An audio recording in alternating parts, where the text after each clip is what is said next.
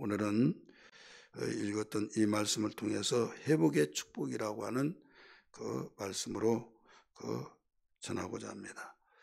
우리는 하나님이 주신 축복이 그 복을 통해서 주어지죠. 이 복은 하나님과의 관계에서부터 시작됩니다. 환경이 어렵다 할지라도 하나님과 관계를 맺으면 때가 되면 열매를 맺는데 때가 되면 축복의 열매들이 맺혀진다. 성경은 가르쳐주고 있어요. 그래서 이 복은 영적인 복이라고 한다면 하나님과 관계, 축복은 범사의 열매들을 가리키고 있다. 우리가 복과 축복에 대해서 들어서 아신 분들 잘 알 거예요. 그런데 많은 사람들은 반대로 생각하고 있어요.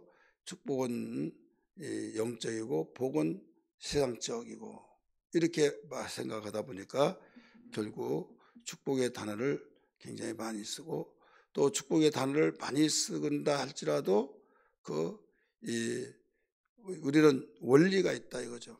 오늘 우리가 다니엘서를 통해서 그 며칠간에 계속 반복되어진 것 같은 내용이지만은 그 내용은 그 하나님이 어떤 분이냐 이걸 알려주시면서 네가 나와 관계를 잘 맺어야 된다 하면서 하나님의 계획된 모든 뜻을 꿈을 통해서 느부갓네살 왕에게 보여줬어요. 그래서 그는 번민하고 바싹바싹 말라가듯이 잠을 이루지 못하고 그래서 그 전문가인 자기의 보사들을 제자들을 다 불러서 내가 무슨 꿈을 꾸었고 무슨 그 꿈이 무슨 내용이냐 이걸 해석하라고 했을 때 해석하지 못하여 모두 죽이려고 했고 또 일부는 죽였고 그런 가운데 다니엘까지도 죽이려고 했다. 세 친구도 죽이려고 했다. 이때에 살려야 된다라고 하는 살리는 건 하나님의 뜻이다 해서 그 왕에게 내가 시간을 주시면 반드시 알려드리겠습니다. 해가지고 첫 번째 꿈을 다 말하고 그 해석을 해줬고 또 두 번째 꿈도 그래서 두 번째 꿈을 꾼 내용 가운데서 이제 다니엘이 또 해석을 해주고 이렇게 대한 내용입니다 하면서 그 큰 나무의 그 사건 땅에서부터 하늘 꼭대기에 자라는 그 사건 그래서 결국은 교만하고 하나님이 가르쳐 준 것을 무시해버리고 살았을 때 그 왕권에서 내쫓기고 미치광이가 되어서 소처럼 밤낮을 맞으면서 묶임을 받고 이 7년 동안 7대라고 그랬으니까 7년 동안 거기에서 살게 되었다. 그런데 거기에서 7대가 되면 하나님께서 회복해 주겠다는 말씀대로 때가 되매 기한이 참에 여기 회복됐다 이런 말씀이 나오죠. 34절 그 기한이 참에 그 기한이 어떤 때예요? 7대가 되면 회복이 된다고 가르쳐 주는데 그 때가 차니까 나 느부갓네살이 하늘을 우러러보았더니 내 총명이 다시 내게로 돌아온지라 회복이 되었다 이거죠.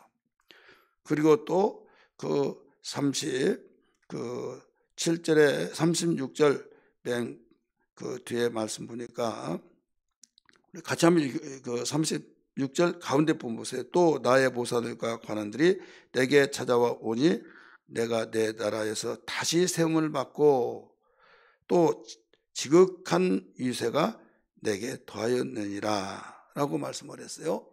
이렇게까지 이 정신병자가 되어져서 소처럼 묶임을 받고 더 나가서 이런 참 도무지 어떤 모습으로도 해결할 수 없고 회복될 수 없는 그런 가망성이 없는 가운데 있는 것 같았는데 때가 되니까 여기에서 세움을 받았다. 다시 회복되었다 이거죠.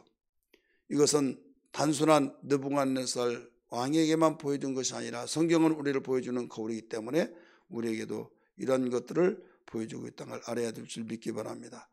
지금 하나님이 모든 열국들을 향해서 보여주기 위해서 당시에 이 나라 존재가 없었던 나라를 태동하게 만들어서 이 느부갓네살 왕을 대주로 온 세계 주로 바로 세워놨다 이거죠.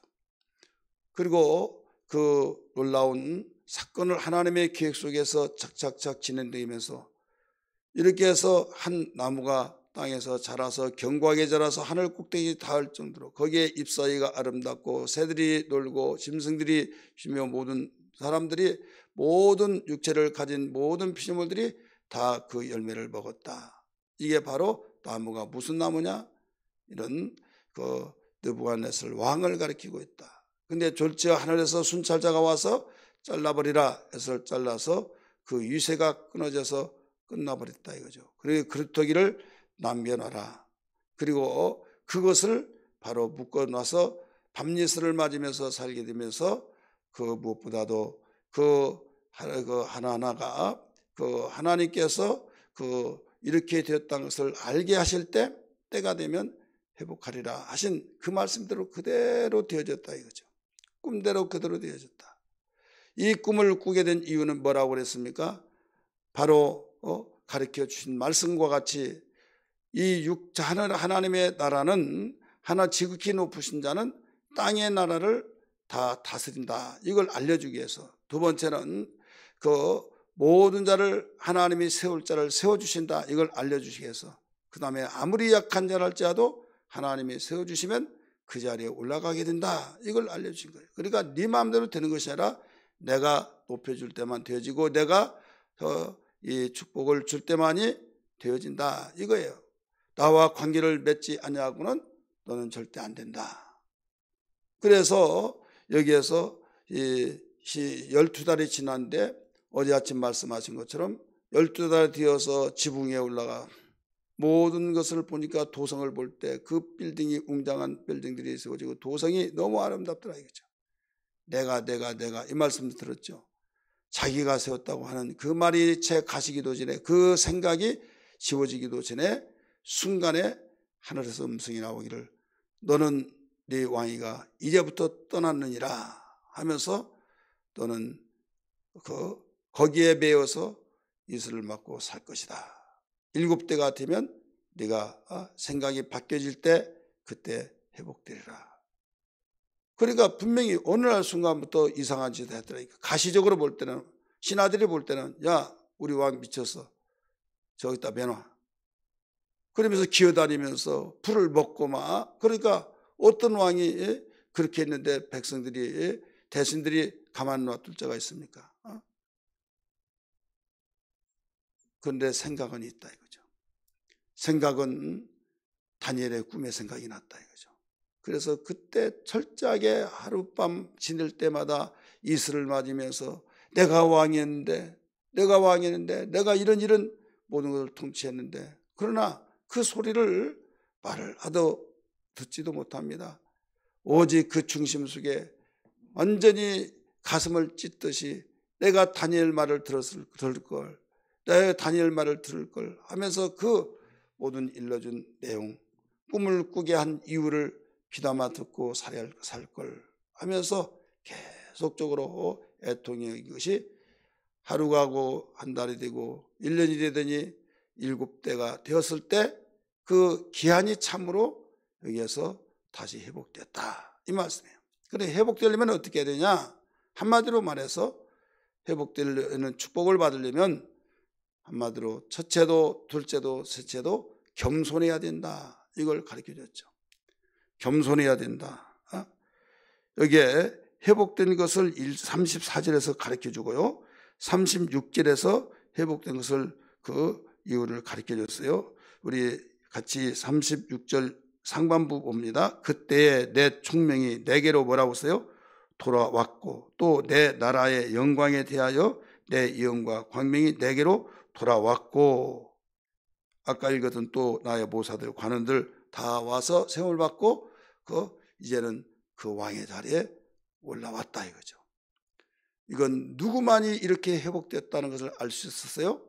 바로 이제는 귀로만 들었던 하나님을 몸속에 가슴속에 파고 들어온 그래서 그는 변화가 된 거예요. 무슨 변화가 되느냐?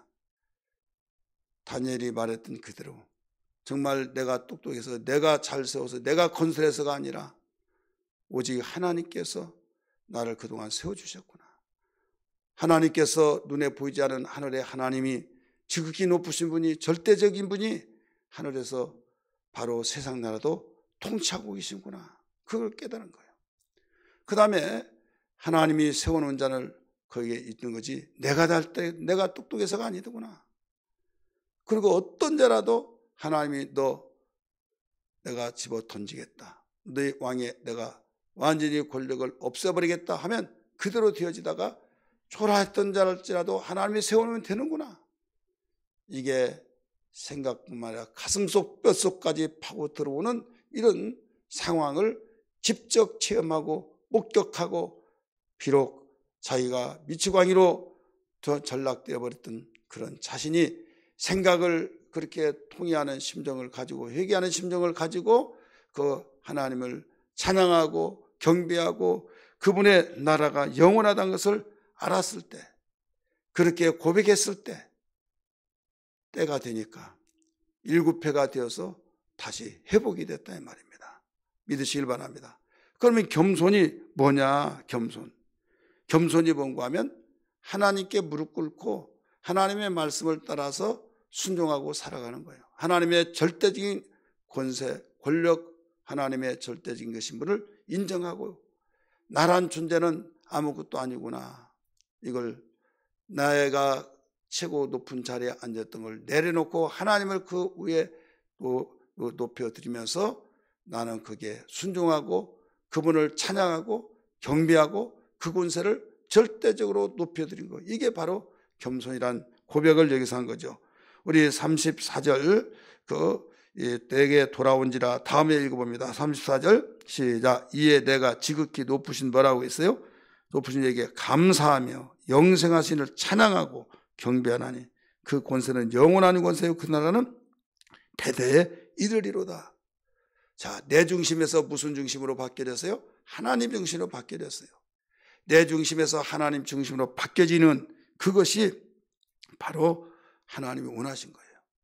이것을 그렇게 미리 꿈을 통해서 가르쳐 줬는데도 불구하고, 해석까지 다니엘을 통해서 일러줬음에도 불구하고 옥상에 올라가서 도성을 올 때 내가 이렇게 했다라고 하는 그 말을 함으로 30절의 말씀과 같이 내가 능력과 권세로 건설하여 나의 도성으로 삼았다, 내 위엄이 이렇게 되었구나 막 하밀 때, 자기 중심으로 나갈 때는 내가 누구나 보여줄게 하면서 순간에 왕이 떠났다고 음성을 동시에 듣는과 동시에 사람이 아니라 짐승이 되어버리더라 이거죠.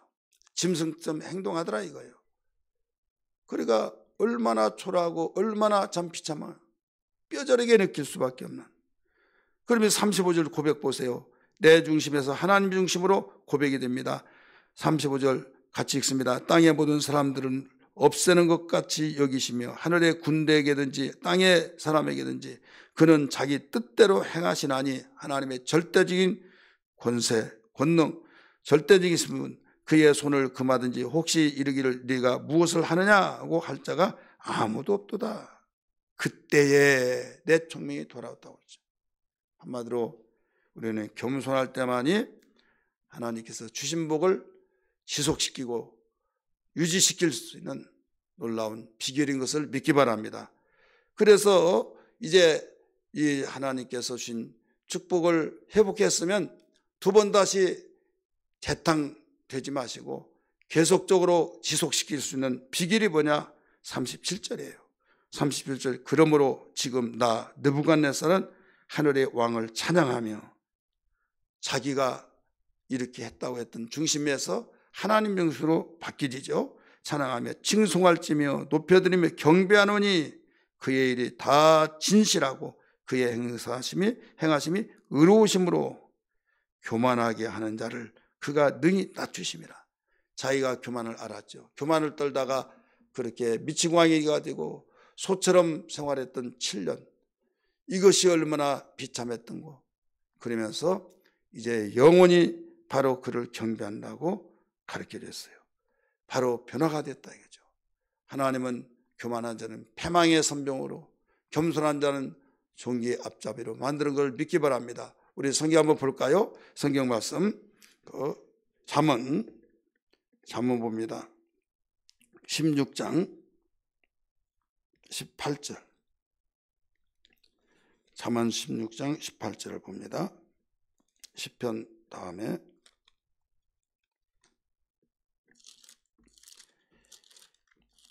16장 18절 같이 읽습니다. 시작. 교만은 패망의 선봉이요 거만한 마음은 넘어짐의 앞잡이니라. 우리 18장 12절도 한번 또 봅니다. 한 장 넘겨서 18장 12절 같이 읽습니다. 사람의 마음의 교만은 멸망의 선봉이요 겸손은 종기의 길잡이니라. 수없이 들은 내용이죠. 우리 한 군데 더 봅니다. 베드로전서 5장 5절 말씀 6절까지 같이 읽습니다. 시작. 젊은 자들아 이와 같이 장로들에게 순종하고 다 서로 겸손으로 허리를 동이라.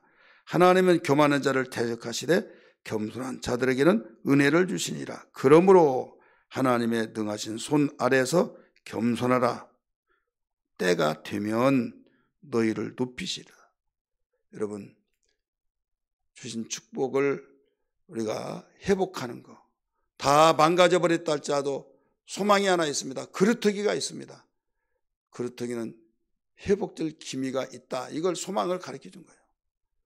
바로 생사복을 주관하시고 역사를 주관하신 그분 앞에 겸손하면 때가 되면 하나님이 높여주신다. 이것을 느부갓네살이 바로 깨달은 거예요. 가슴속 깊이 깨달은 거예요. 오늘 우리는 기도할 때 주여 나의 연약한 육체 위에 성령을 기름부터 부어주셔서 겸손의 능력을 주시옵소서.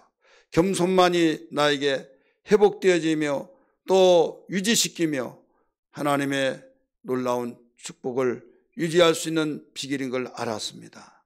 첫째도 둘째도 셋째도 겸손으로 살게 하여 주옵소서. 하나님을 높이며 그 앞에 무릎 꿇으며 살게 하여 주옵소서. 이런 고백의 기도가 되기를 주의 이름으로 축원합니다.